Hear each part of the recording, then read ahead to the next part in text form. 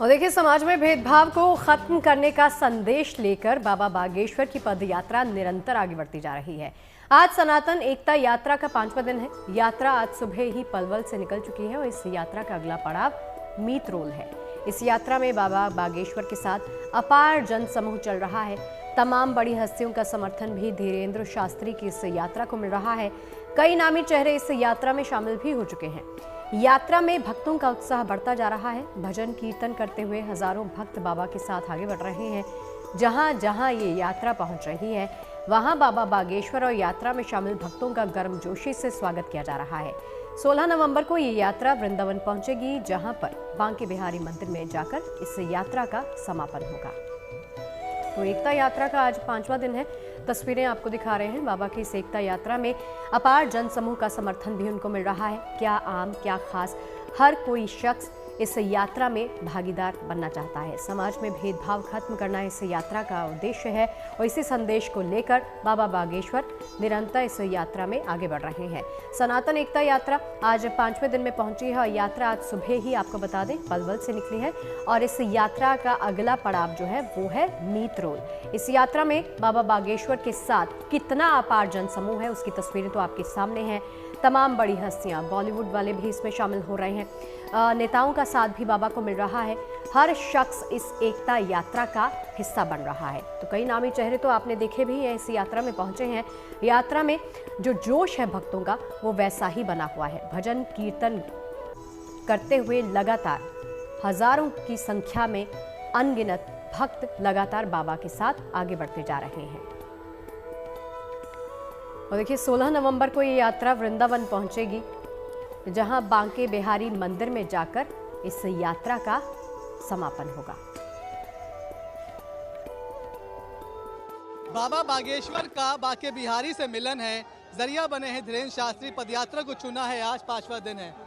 सब पूछ रहे हैं कि बाबा का स्वास्थ्य अच्छा है, पैरों में कोई दिक्कत तो नहीं? पाँव में पीड़ा भर और भगवान की कृपा से कल बुखार था, आज ठीक है। पर हमारी पीड़ा से ज़्यादा इस देश में हिंदुओं की पीड़ा है। और जो कल लाल किला पर हुआ है, इसके लिंक फरीदाबाद से जुड़ते हैं। इससे सिद्ध होता है कि इस देश में अभी भी कट्टरपंथी विचारधारा के लोग खाते भारत का है और भारत में ही धमाके करने की साजिशें रचते हैं। और इस प्रकार की नीति से संपूर्ण उस विचारधारा के लोगों पर प्रश्न चिन्ह खड़ा होता है। इस देश में यदि अब भी भारतीय नहीं जगा, हिंदू नहीं जगा, फिर आगे इस देश का तो भगवान ही मालिक है। वर्तमान में सरकार बहुत सिद्धांतवादी, त्वरित प्रक्रियावान है, जिस कारण से आतंकवादियों के अनेकों मंसूबे अपने आप ही खत्म हो रहे। फिर भी इस प्रकार की घटनाओं से पूरे भारतीयों को और सनातनियों को अब समझना पड़ेगा कि आप यदि आज एक नहीं हुए तो हर गली मोहल्ले में ये धमाके हो सकते हैं। अब आपने इस बात का जिक्र किया है, आपको अपनी सुरक्षा की कोई चिंता तो नहीं हो रहा है?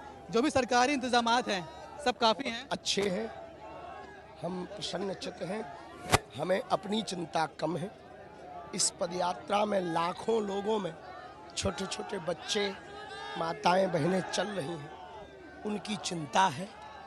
पर भगवान सब कृपा करेंगे, क्योंकि देश को एकजुट करने के लिए जब उतरे हैं तो कुछ ना कुछ तो रोकने की साजिशें होंगी। उन साजिशों से यदि हम आज डर जाएंगे तो पूरा हिंदू समाज कभी एक नहीं हो पाएगा और देश फिर से बंटने की स्थिति पर आ जाएगा। इसलिए जो भी साजिशें हैं उनके ही खिलाफ ये क्रांति है, क्योंकि हम देश में दंगा नहीं दंगा चाहते, देश में अनेकता नहीं एकता चाहते। हम इस देश में कास्टवाद नहीं राष्ट्रवाद चाहते। हम इस देश में देश पहले चाहते, बाकी सब बाद में। देश धर्म से बड़ा कुछ नहीं होता। बहुत सारे संत शामिल हो रहे हैं। आप वृंदावन पहुंचेंगे तो प्रेमानंद महाराज से फिर से आशीर्वाद लेंगे क्या? उनका आशीर्वाद हमको मिला। आगे परिस्थितियां जिस प्रकार की बनेंगी सो आपको सूचित किया जाएगा। मेरा आखिरी सवाल है, बहुत सारे सेलिब्रिटीज शामिल हो रहे हैं, आपको लगता है उनके आने से प्रभाव पड़ेगा इस मकसद पर? सबके एकजुट होने से ही प्रभाव होगा। नेता, अभिनेता, समाज सेवी, सभी संगठनों के प्रमुख जब तक सब नहीं एकजुट होंगे तब तक असंभव है इस देश में यह क्रांति को सफल बनाना। गला भी बैठ रहा है, पैरों में दर्द आप बता रहे हैं, कैसे ख्याल रख रहे हैं? बस ख्याल तो चलते फिरते ही कोशिश कर रहे हैं, बाकी भगवान की इच्छा मानकर चल रहे हैं। तो धीरेन्द्र शास्त्री जी बात कह रहे हैं कि लगातार यात्रा में चलते रहेंगे। कष्ट जरूर है, पैरों में कष्ट है, लेकिन सभी कष्ट इन सारी चीजों से ऊपर है और यात्रा लगातार जारी रहेगी। कैमरामैन शैलेंद्र के साथ मनीष चौरसिया, पलवल। और अब सीधे मनीष चौरसिया हमारे साथ पलवल से जुड़ गए हैं। मनीष, आज देखिए 5वां दिन हो चुका है इस यात्रा का और हम तस्वीरें भी देख रहे थे। आपने धीरेन्द्र किशोर शास्त्री से बातचीत भी की, किस तरीके से ये यात्रा चल रही है। और मनीष, ये बताइएगा अब अगला पड़ाव यात्रा का क्या होने वाला है और आज कितनी तादाद में आप वहां पर लोग देख पा रहे हैं? पहले से अब में क्या अंतर आया है? देखिए, इस 5वें दिन को आप 5.5 दिन भी बोल सकते हैं, क्योंकि हम उस पड़ाव के आसपास पहुंच चुके हैं जहां पर आप ये मानिए कि आधा दिन खत्म होता है, वहीं पर फिर बागेश्वर बाबा लंच करते हैं। तस्वीरें मैं आपको दिखा रहा हूं कि किस तरह से जो लोगों का उत्साह है वो लगातार बना हुआ है। आप देखिए, एक बाबा जी हमारे साथ में है। क्या नाम है आपका? जय श्री कृष्णा। हाँ, कौशिक जी महाराज कहाँ से आया? गोकुल से पधारे हैं इस यात्रा में और ये विशाल जनसैलाब से हम यही उम्मीद करते हैं कि हमारी सरकार को कुछ मार्गदर्शन मिले और जल्दी ही हिंदू राष्ट्र घोषित हो। और सन्यासी बाबा का कोटि कोटि अभिनंदन। लगातार यात्रा में हो, 5वां दिन है आज, कोई कष्ट, कोई पीड़ा? नहीं जी, हमें तो कोई अनुभव ऐसा हुआ नहीं है। बड़े आनंद के साथ यात्रा चल रही है और कोई कष्ट हमको महसूस नहीं हुआ। क्या नाम है आपका? बाबा की जी, हमारा नाम है प्रदुम उपाध्याय, जो कि जी क्या क्या है इस झोले में, पहले ये बताइए। इस बैग में वस्तुएं हैं, जैसे कि कपड़े वपड़े। हमारे बहन हैं, हमारे फैमिली है साथ में, सब लोग जो है आए हैं। और पुरुषोत्तमपुर हमारा ग्राम पड़ता है और आई भदोही जिले के हैं। सबका ख्याल रखते हुए, मतलब वो चीजें भी इसमें है बैग। जी जी। यात्रा कैसी चल रही है, कोई समस्या? कोई बहुत अच्छी चल रही है, बहुत अच्छी चल रही है। किसी भी चीज की दिक्कत नहीं हो रही है। सारी सुविधा जो है प्रभु साथ साथ रखे हैं, कोई भी दिक्कत नहीं है। थकते हैं तो क्या करते हैं? जी, थकते हैं तो क्या करते हैं? अरे आपसे तो बता रहे हैं, थकाई का कोई महसूस ही नहीं है, कोई महसूस ही नहीं होता है। तो जय श्री राम बोलते हैं, सारी महसूस दूरी हो जाती है। जय कोई थकने का कोई नाम ही नहीं होता भैया। अमूमन आप किसी से पूछते हैं कि थकावट हुई क्या, तो वो 4 कष्ट और गिनाता है। यहाँ आप पूछते हैं थकावट हुई क्या, तो जय श्री राम के नारे लग जाते हैं। क्या नाम है आपका? उमेश चंद नाम है। कहाँ से? लखनऊ से। लखनऊ से? हाँ, लखनऊ से। मेरा जन्म स्थान है बाराबंकी। यहाँ जो बहुत आनंद, हम आज ही आए हैं, आज ही आए हैं। कहाँ तक जाएंगे? बस वही था, वृंदावन तक। हमने ठाकुर जी के दर्शन। अकेले कोई और? अकेले नहीं, 3 लोग हमारे साथ में। कोई दिक्कत तो नहीं हो रही? दिक्कत नहीं है, हम तो कभी दिक्कत में रहते नहीं, बड़ा आनंद आता है। प्रभु की शरण में रहते हैं हमेशा। इतने सारे लोग यात्रा से जुड़ रहे हैं, बड़े बड़े साधु संत महात्मा जुड़ रहे हैं, उन सबके जुड़ने से क्या प्रभाव पड़ रहा है? बहुत आनंद आ रहा है, सबका पूरा प्रभाव है, भगवान की कृपा है सबका ऊपर, इसीलिए सब प्रभाव आ रहा है। आप आंटी जी कैसी हैं? ठीक है, बहुत अच्छे हैं। क्या नाम है आपका? मेरा मीना गुप्ता। कितनी उम्र है आपकी? मेरी 55। 55 साल। हाँ जी। कहाँ से आ रही हैं? मंगोलपुरी दिल्ली। अकेले हैं?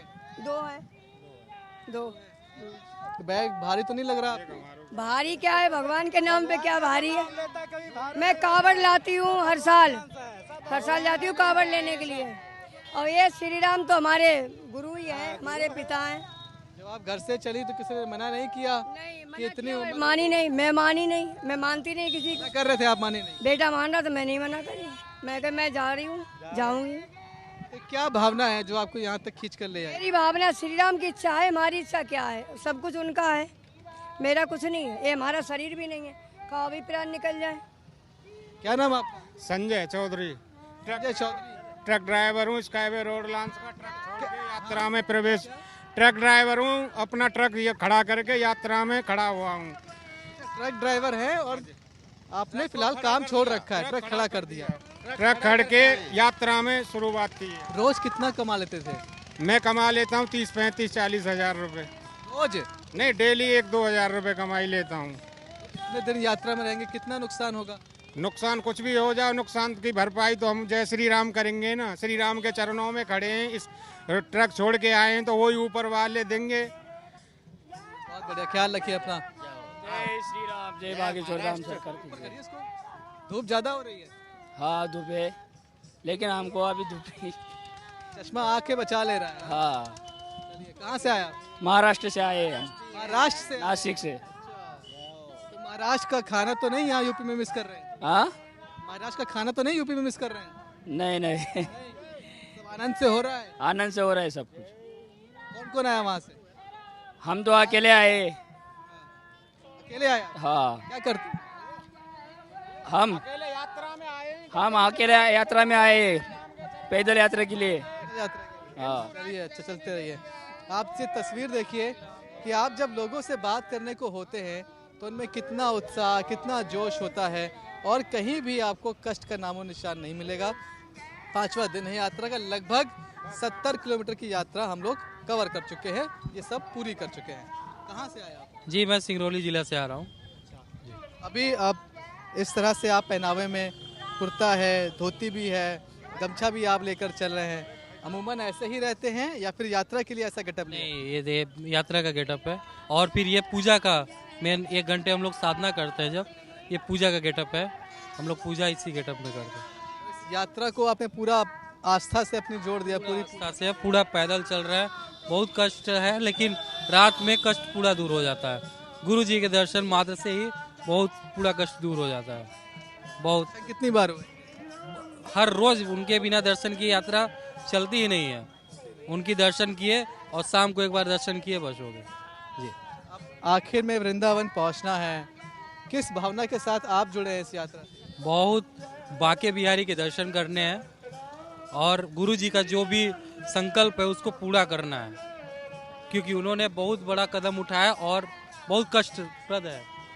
जय श्री राम, जय बागेश्वर धाम। आप तस्वीरें देखते जाइए इन चीज़ों की और आप देखिए कि कितना लंबा ये ध्वज लेकर चल रहे हैं और सबसे ऊपर जय श्री राम का ध्वज है और इस पूरे आप देखेंगे इस पूरे डंडे पर, लाठी पर तो आपको बहुत सारे भगवा ध्वज बंधे हुए दिखाई पड़ जाएंगे।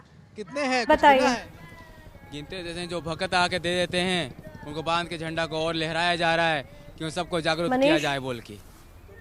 देखिए, आप बातचीत जो कर रहे हैं उसे समझ में तो आ रहा है, लेकिन बहुत बड़ी संख्या में जितने भी लोग इस यात्रा का हिस्सा बन रहे हैं, क्या उनको ये समझ में आ रहा है कि बाबा किस उद्देश्य के साथ लगातार आगे बढ़ते जा रहे हैं और किस उद्देश्य के साथ हम इस यात्रा का हिस्सा बन रहे हैं? आप बातचीत कर रहे हैं, आपको क्या समझ में आ रहा है?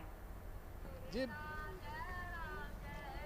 बिल्कुल, देखिए आप किसी से पूछ लीजिए, सबका एजेंडा क्लियर है कि वो क्यों है यात्रा में हैं, किस लिए हैं, उन्हें क्या करना है, किस मकसद के साथ आगे बढ़ रहे हैं। वहाँ से पूछा जा रहा है, हमारे एंकर पूछ रहे हैं, आपको पता है कि किस मकसद से आप आगे बढ़ रहे हैं, यात्रा का उद्देश्य क्या है? हम लोग सब सनातनों को एक करने के लिए यात्रा आरंभ किए हैं, क्योंकि बहुत सारे ऐसे हादसे हो पा रहे हैं। कल की ही डेट में आप देख सकते हैं 7:30 बजे की जो दिल्ली हादसे हुई थी और यात्रा को बिखारने के लिए वो ये हादसा किया गया था। हम लोग डट के जो आखिरी लक्ष्य है वो पता है ना यात्रा क्या है? जी, आखिरी लक्ष्य है भारत हिंदू राष्ट्र हो। जी, लव जिहाद रुके, लव जिहाद रुके, हमारी माँ बहनों के साथ जो छेड़खानी होती है उसको रुके। आपका ध्वज कितना बड़ा तिरंगा लेकर चल रहे हैं आप? कितना ऊंचा है? कम से कम 15-20 फीट होगी। 15-20 फीट है। हाँ। तो रास्ते में चलते हैं, हाईवे पर हवा बहुत तेज चलती है, डगमगाते तो नहीं है? संतुलन बना? नहीं, उतने सख्ती दिए हैं। जो शक्ति जो संभाल सके। हाँ। तो अब आप जब सुबह निकले हैं तो ये आप भी धोती पहन कर आए हैं, कुर्ता पहन कर आए हैं। रोज ऐसे ही कपड़े पहनते हैं या यात्रा के लिए ऐसा कपड़ा पहन रहे हैं? नहीं, डेली पर डे। डेली पहनते हाँ, ऐसे हैं। क्या करते हैं आप? मेरे दुकान है, अब जनरल स्टोर है। जनरल स्टोर है। तो इतने दिन आप यात्रा में रहेंगे, काम का कितना नुकसान होगा, पैसा कितना नुकसान होगा? नहीं, नुकसान नहीं है। अब देश से बड़ा नुकसान नहीं देखा जाता। देश सही रहेगा, सब भरपाई कर लिया जाएगा। अब आप देखिए, इनकी भावनाएं सुनिए, इनका जो पहनावा है वो देखिए और इनका झंडा ऊंचा देखिए और इस उद्देश्य के साथ ये आगे बढ़ रहे हैं। इनको बहुत अच्छे से पता है और हर कोई ऐसे ही यात्रा में जुड़ता जा रहा है। आप देखिए, ये भी यहाँ पे आए हैं, नंगे पैर यात्रा कर रहे हैं। जहाँ पानी मिलता है वहाँ पानी पी लेते हैं, जहाँ खाने की व्यवस्था होती है वहाँ प्रसाद खा लेते हैं। महाराष्ट्र से कैसी है मनीष रास्ते में? जो आपने रास्ते देखे हैं, व्यवस्थाएं इनके लिए, लोगों के लिए कैसी की गई हैं? 6 तारीख से आए थे, दिल्ली से निकले जी। व्यवस्था देखिए, व्यवस्था बहुत अच्छी है। एक व्यवस्था होती है कि जहाँ पर पड़ाव है वहाँ पर लोगों के लिए खाने पीने का इंतज़ाम होता है, और दूसरी जो व्यवस्था है जिसे आप कह सकते हैं कि प्रभु कृपा, वो ऐसी है कि आप देखिए, जो तमाम सारे यहाँ के लोकल लोग हैं, जहाँ से रास्ता गुजरता है, जहाँ से यात्रा गुजरती है, उस जगह पर आपको बहुत सारे लोग इस तरह से सेवा करते हुए दिखाई पड़ते हैं। कोई पानी लेकर खड़ा होता है, किसी के पास शरबत होता है, किसी के पास कुछ न कुछ खाने के लिए होता है, कोई केले बांट रहा होता है, कोई दूसरे फल बांट रहा होता है। और ये व्यवस्था आपको हर 100 मीटर, 200 मीटर, 300 मीटर पे इस तरह से दिखाई पड़ जाती है। आप अभी जो पानी बांट रहे हैं, हम समझ रहे हैं कि ये बहुत महत्वपूर्ण हिस्सा है कि जो थक के आ रहा है उसको आप पानी पिला रहे हैं। आपके हिसाब से इस यात्रा में जो भी लोग पदयात्रा कर रहे हैं, उनकी सेवा के लिए क्या कुछ इंतज़ाम है पूरे रास्ते में? इंतजाम देखो, सबकी अपनी अपनी भावनाएं हैं। जिसने जैसा भी किया है, बहुत उचित व्यवस्था बनाई है अपनी। कोई पानी की व्यवस्था करी है, किसी ने चाय की व्यवस्था करी है, किसी ने फल की व्यवस्था करी है। बहुत ही बढ़िया अपने हिसाब से लोग बागों का जैसा भाव है, जिससे जैसी सेवा बन रही है वैसा उन्होंने सेवा का भाव। आप यहाँ के लोकल होंगे, आप ये बात समझते हैं कि इतनी बड़ी यात्रा बिना लोकल लोगों के सहयोग के नहीं चल सकती? हाँ जी, ये तो है ही। लोग बागों के सहयोग पूरा चाहिए इसमें भी। देखिए, ये पानी लेकर आए हैं, पूरी व्यवस्था करी है। जो भी प्यासा पीछे से चल के आ रहा है उसे यहाँ पानी मिल जाता है। आगे ऐसे ही कई लोग भोजन लेकर खड़े होंगे, कई लोग फल लेकर खड़े होंगे, कई लोग चाय नाश्ता लेकर खड़े होंगे। तो इस तरह से जो हम व्यवस्था की बात करते हैं, तो एक व्यवस्था है कि जो पड़ाव दर पड़ाव आपके लिए मौजूद मनीष, होती है। चलिए, ये तो बात हो गई व्यवस्था की। व्यवस्था काफी अच्छे तरीके से की गई है। जगह जगह पर पानी की व्यवस्था भी है, क्योंकि काफी लंबी ये पदयात्रा होने वाली है। मनीष, लोगों की बात करें तो कहा यह भी जा रहा है कि तमाम जो बड़े चेहरे हैं, सेलिब्रिटीज हैं, वो भी इस पदयात्रा में शामिल होंगे। क्या कोई उसको लेकर अपडेट है आपके पास?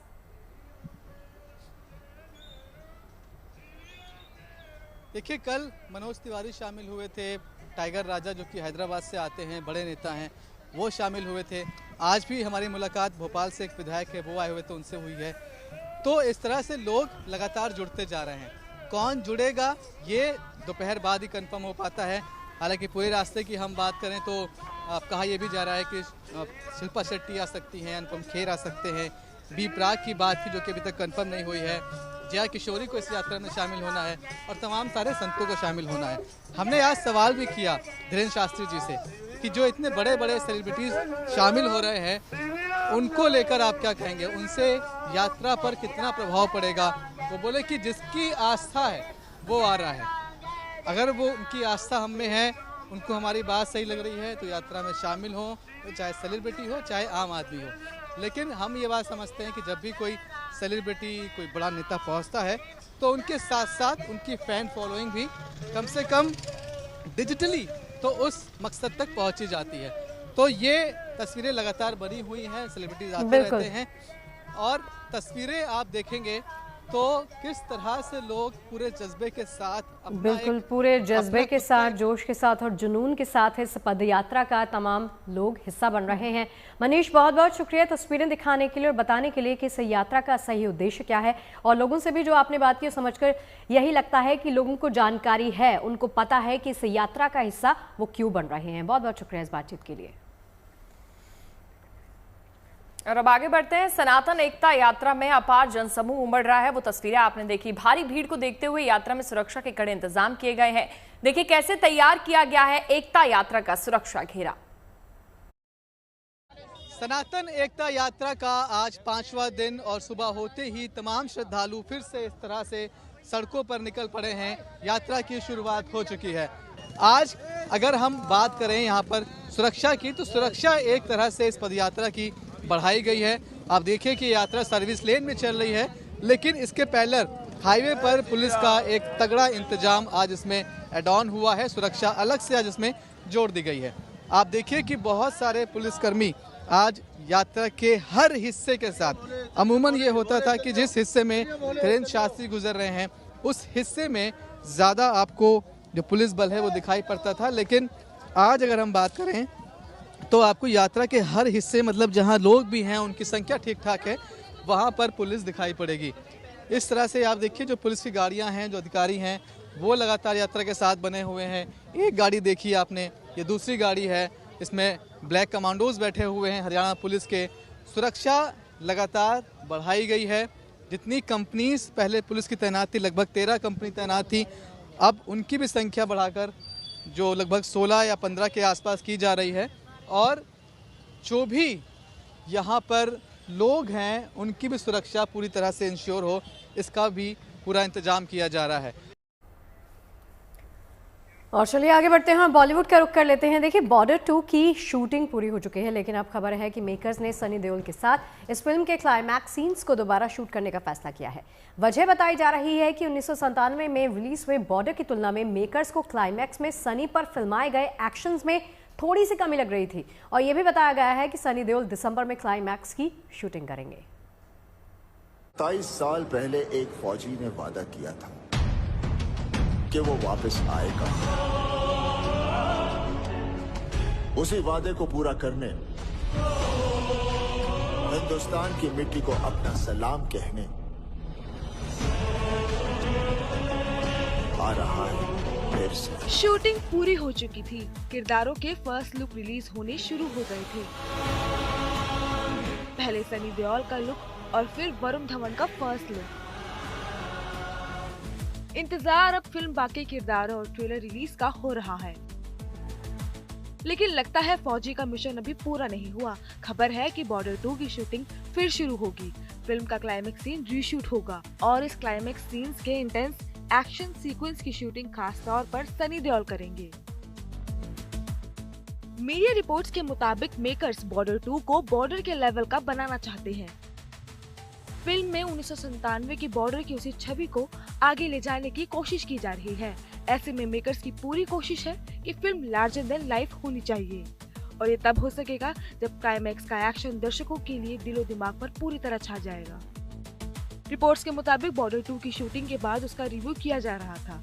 टीम ने महसूस किया कि बॉर्डर 2 में सनी देओल के जंग के मैदान में वैसे एक्शन सीन्स नहीं थे जैसे बॉर्डर में थे। दूसरी टीम को लगा कि जो एक्शन सीन्स क्लाइमेक्स में रखे गए हैं वो इमोशनल के साथ साथ पावर पैक भी होने चाहिए ताकि मॉडर्न ऑडियंस को लुभाया जा सके, लेकिन कहीं न कहीं कुछ कमी लग रही थी। लिहाजा मेकर्स ने सनी के साथ बड़े स्केल पर जबरदस्त एक्शन सीन फिल्माने का फैसला किया।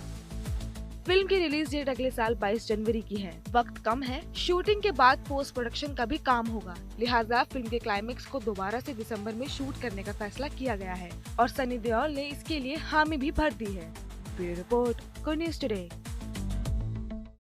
वहीं बॉलीवुड के celebrity designer Manish Malhotra film producer बन चुके हैं। उनकी पहली फिल्म गुस्ताख इश्क का ट्रेलर आ चुका है, जिसे काफी ज्यादा पसंद किया जा रहा है।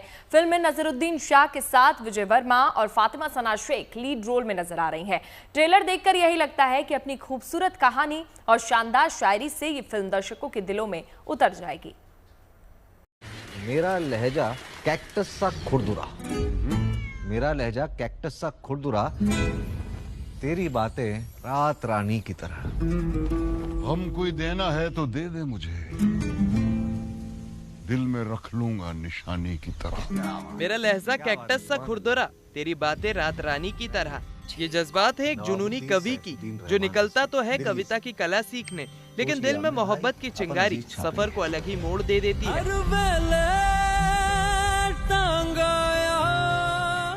ये कहानी आने वाले फिल्म गुस्ताख इश्क की है, जो जल्द ही बड़े पर्दे पर दस्तक देने वाली है। शायर नहीं बनोगे, कलम जख्मों पे रखनी पड़ती है। फैशन की दुनिया में रंग भरने वाले मनीष मल्होत्रा इस अनोखी प्रेम कहानी को बड़े पर्दे पर ला रहे हैं। रिलीज से पहले फिल्म का ट्रेलर रिलीज किया गया, जिसमें ओल्ड स्कूल लव, सस्पेंस और थ्रिल सब कुछ देखने को मिल रहा है। मायूसी, तन्हाई काफी कुछ बताती है आपकी आंखें, सिवाय आपके नाम के। कोई है महबूब? इस उम्र में आप इतने मस्करे हैं, कसम से जवानी में क्या रहे होंगे। जहर थे, जहर। फिल्म में विजय वर्मा, नवाबुद्दीन सैफुद्दीन रहमान बने हैं। नसीरुद्दीन शाह का रोल अजीज नाम के बड़े शायर का है। जेब में कलम रखने से शायर नहीं बनोगे, कलम जख्मों पे रखनी पड़ती है।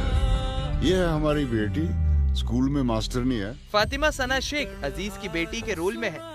विजय वर्मा का किरदार एक ऐसे प्रेमी का है जो अपने इश्क को कविता की तरह जीता है। आपसे कर लें।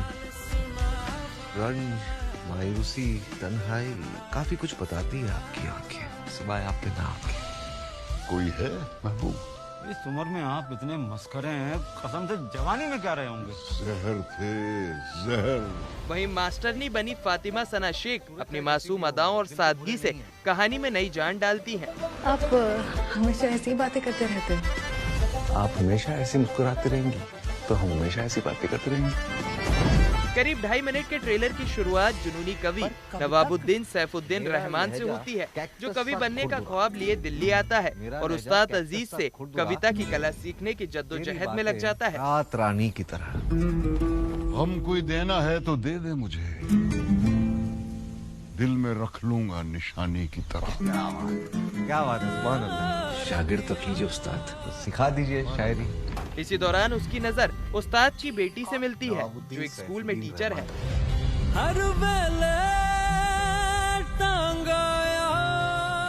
पहली नजर में ही दोनों में प्यार हो जाता है। उनका इश्क परवान चढ़ता कि उससे पहले ही नवाबुद्दीन सैफुद्दीन रहमान की जिंदगी में एक तूफान आता है और फिर मोहब्बत के सफर में चुनौतियों का सफर शुरू हो जाता है। जाके बता देता हूँ डकैती की स्कीम चला रही है तू। यही थी ना आपकी असली मोहब्बत। देखिए, हम आपसे मदद की उम्मीद रखते हैं। ये जो ज़मीर है ना, ये कांपता जरूर है, कभी गुनाह से पहले, कभी गुनाह के बाद। खुदा हाफिज। फिल्म के ट्रेलर को अच्छा रिस्पांस मिल रहा है। ट्रेलर देखकर एक शख्स ने प्रतिक्रिया देते हुए लिखा कि बहुत दिनों बाद कोई ट्रेलर देखकर लगा कि अच्छी मूवी आ रही है। तंगहाली, हाय मेरी गरीबी थी वजह। पप्पा से इतनी दोस्ती मत कीजिए। आपसे कर लें। लोग फातिमा सना शेख और विजय के अभिनय की तारीफ कर रहे हैं। खास बात यह है कि पूरे ट्रेलर में शायरी सुनने को मिल रही है, जिसे लोग पसंद भी कर रहे हैं। फिल्म के गाने मशहूर गीतकार गुलजार ने लिखे हैं। फिल्म में विशाल भारद्वाज ने संगीत दिया है। निर्देशन की कमान विभा पुरी ने संभाली है। फिल्म का नाम पहले ऊल जुलूल इश्क रखा गया था, जिसे बाद में नाम बदलकर गुस्ताख इश्क कर दिया। यहाँ घर के परखच्चे उड़े पड़े और ये चले लोंडियाई करने। गुस्ताख इश्क से दर्शक कितना इश्क करते हैं, इस बात का पता 28 नवंबर को चलेगा, जब ये फिल्म सिनेमा घरों में रिलीज होगी। देखिए, हम आपसे मदद की उम्मीद रखते हैं। ये जो ज़मीर है ना, ये कांपता जरूर है, कभी गुनाह से पहले, bureau report, good news today. कभी गुनाह के बाद। खुदा हाफिज। देखिए, मानुषी छिल्लर की पहचान बॉलीवुड में तेजी से उभरते सितारे के तौर पर हो रही है। मानुषी अक्षय कुमार, विकी कौशल और जॉन अब्राहम के साथ फिल्में कर रही हैं। लखनऊ में हुए एक फैशन वीक में पहुंची मानुषी छिल्लर से बातचीत की हमारे सहयोगी समर श्रीवास्तव ने। हम शहर लखनऊ में हैं और हमारे साथ इस वक्त जो मौजूद हैं वो बॉलीवुड की कलाकार मानुषी छिल्लर हैं। बहुत स्वागत है मानुषी आपका नवाबों के शहर लखनऊ में। Thank you. मौका रिवायत का है, कोरियोग्राफर्स हैं, डिज़ाइनर्स हैं, तमाम लोग हैं। एक बड़ी अपॉर्चुनिटी उनके लिए है, फैशन वीक है, क्योंकि आपका फैशन सेंस बहुत चर्चा सोशल मीडिया पर रहती है। आपको लेकर भी, आपके इंस्टाग्राम प्रोफाइल को लेकर, आपके सोशल मीडिया को लेकर, इस पूरे इवेंट को लेकर और आपकी इन प्रोफेशनल्स को एडवाइस क्या है, हम इससे शुरू करेंगे। देखिए, मैं यही कहूँगी कि इस तरह के जो इवेंट्स होते हैं, इस तरह के जो प्लेटफॉर्म होते हैं, हमेशा खुशी होती है कि कहीं ना कहीं एक नई टैलेंट को अपॉर्चुनिटी मिलती है। तो मैं यही कहूँगी दैट ऐसे अपॉर्चुनिटीज़ को सीख करें एंड जितना आप सीख सकते हैं अपने सीनियर से, क्योंकि जब मैंने भी इसी तरह के एक प्लेटफॉर्म से शुरुआत की थी, तो मिस इंडिया में जितना हम सीख सकते थे, जितना एक दूसरे से वहाँ जितने टेक्नीशियंस हैं सबसे, I think that is very important. मैं एक और चीज़ कहूँगी कि टाइम एक बहुत ही लिमिटेड रिसोर्स होता है लाइफ में, एंड जब आप यंग होते हैं आपके पास एनर्जी खूब होती है, तो आई थिंक उस टाइम और एनर्जी को सही जगह पे आप इस्तेमाल करें। और जब भी आप ऐसे किसी इवेंट का एक पार्ट हैं, तो जितने आप जितने ऐसे ज़रूरी नहीं है कि अगर आप एक डिज़ाइनर हैं तो आप सिर्फ डिज़ाइनर का ही काम सीखें, लेकिन कैसे एक शो को ऑर्गेनाइज़ किया जाता है, और भी स्किल्स हैं जो आपको फिर आगे काम ज़रूर आएंगे। आपने इसका जिक्र अपने एग्जाम्पल से किया, और क्योंकि लोग दर्शक जानते हैं कि MBBS और जो स्टार्ट रहा उसके बाद आप, क्योंकि इन लोगों के लिए इंस्पिरेशन भी हैं कि ज़रूरी नहीं है कि आपने जो सोचा ये करना है, कई बार होता है फैमिली की चीज़ें होती हैं, तमाम चीज़ें होती हैं। आपने जिस तरह से किया, अपने एग्जाम्पल से आप अगर बताना चाहें, हालांकि लोग जानते हैं, I know that, but still अगर आप एक लाइट उस पर डालें, जिस वक्त आप MBBS कर रही थी, क्या आपके दिमाग में, जहन में ख्याल था, और ख़ासकर आपकी फैमिली, क्योंकि आपकी फैमिली भी जो है मेडिकल बैकग्राउंड से ही है? मैं यही कहूँगी कि देखिए, जो मेरे शायद ऑब्स्टिकल्स रहे होंगे या स्ट्रगल्स रहे होंगे, वो दुनिया के सामने नहीं आएंगे, क्योंकि वो एक बड़ा प्राइवेट स्ट्रगल था। दुनिया के सामने तो वो एक जिस दिन आप जीतते हैं वो रात आती है, जो क्योंकि वो मीडिया कवर करती है। देखिए, राजधानी दिल्ली में अब स्पोर्ट्स सिटी बनेगी, और ये sports city Jawaharlal Nehru stadium को तोड़कर बनाई जाएगी। खेल मंत्रालय से जुड़े सूत्रों की माने तो दिल्ली में 102 एकड़ में नई स्पोर्ट्स सिटी बनाने की योजना पर काम चल रहा है। खेल मंत्रालय इसे कतर और ऑस्ट्रेलिया के आधुनिक मॉडल्स पर तैयार करेगा। परियोजना का मकसद अंतर्राष्ट्रीय स्तर का खेल बुनियादी ढांचा विकसित कर राजधानी में विश्व स्तरीय खेल केंद्र स्थापित करना है। नई स्पोर्ट्स सिटी 102 एकड़ के बड़े इलाके में फैली होगी।